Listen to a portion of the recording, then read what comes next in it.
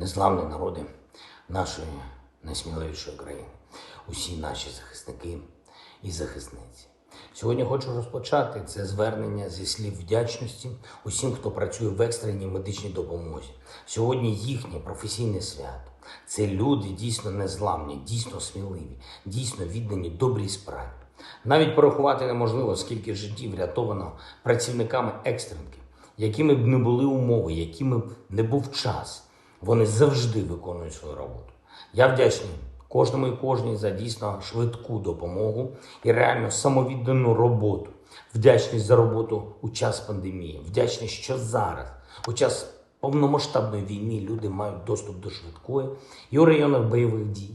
Вдячний за справжній героїзм, який проявляється всюди. Проявляють і фельдшери, і водії, та всі. На жаль, ця війна забрала із життя тих, хто робив все, щоб врятувати інших, вічна їм пам'ять. Сьогодні представники нашої держави, прем'єр-міністр, міністр охорони здоров'я вручили нагороди працівникам екстреної медичної допомоги. І це той мінімум, який держава може зробити, щоб відзначити те, що вони роблять. Але обов'язково буде і максимум. До цієї війни, до 24 лютого, ми робили все, щоб підняти забезпечення екстренки, її працівників на достойний рівень. І ми обов'язково продовжимо цю політику, коли дійдемо до миру для нашої країни. Провів сьогодні нараду з Кабінетом міністрів, заслухав доповіді широкого кола питань, очікую від урядовців більшої активності, зокрема і щодо подолання дефіциту пального, який утворився через російські удари по нафтопереробному заводу в Кременчузі і по нафтобазам в різних регіонах держави. І щодо забезпечення робочих місць для наших людей, і щодо інших важливих економічних питань. Продовжую збирати для нашої боротьби якнайширшу міжнародну підтримку. Сьогодні звертався до політичної і експертної спільноти Індонезії. Говорили про загрози, які Росія створила для кожної країни у світі зараз. Чого варта одна лише продовольча криза, коли через російську блокаду наших портів на ринку, очевидно, не вистачає продовольства. А отже, провокується зростання цін. А отже, провокується політичний хаос в тих країнах, які найбільше залежать від нашого експорту. Вдячний індонезійцям за розуміння аргументів нашої країни і підтримку в протистоянні таким кризам, які провокує Росія. Поспілкувався сьогодні зі студентами Стенфордського університету. Це один із провідних світових вишів.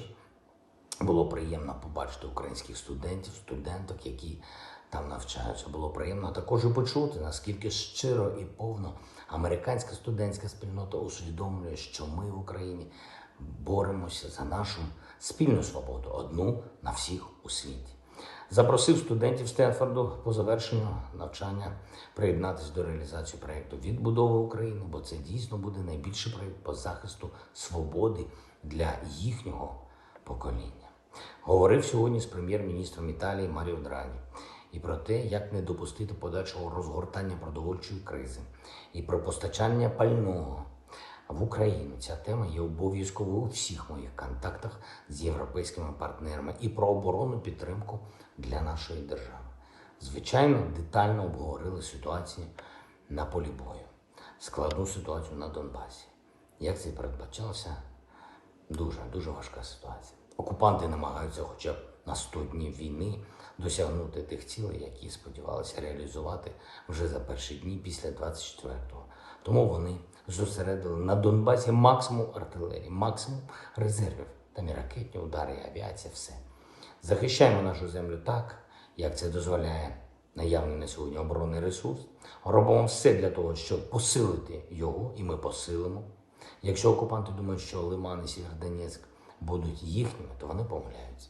Донбас буде українським, тому що це ми, це наша сутність. І навіть якщо Росія принесе туди всюди руйнацію і страждання, ми все одно відновимо кожне місто і кожну громаду.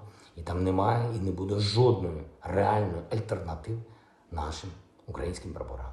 Як і завжди, підписав сьогодні указ про нагородження наших військових, державними нагородами відзначені 198 військовослужбовців Збройних сил України, 4 з них посмертно. а також 27 військовослужбовців Головного управління розвідки. Вічна слава усім, хто виборює нашу незалежність, вічна пам'ять кожному і кожній, хто віддав своє життя за Україну. Слава Україні!